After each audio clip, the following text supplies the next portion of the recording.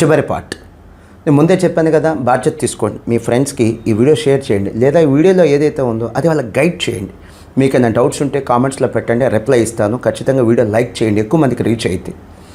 చివరిగా మాస్టర్ మైండ్స్లో coaching fee CA foundation ఒక 50,000 చెప్పారు అనుకోండి, 50,000. మరేదో ఇన్స్టిట్యూషన్ 40,000 చెప్పారు. డిఫరెన్స్ ఎంత? 10,000.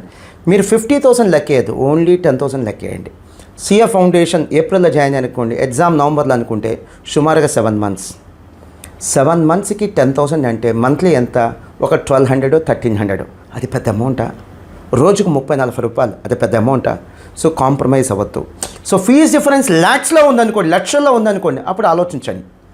మాస్టర్ మైండ్స్లో 5 lakhs చెప్పారు, మిగతా ఇన్స్టిట్యూషన్స్ 50,000కి చెప్తా అన్నారంటే ఆలోచించండి.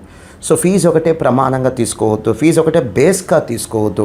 మా ఎక్స్పీరియన్స్, మా అకాడమిక్ ప్రోగ్రామ్, మా materials, Sunday exams, daily 10 hours classes అవి కూడా చూడండి.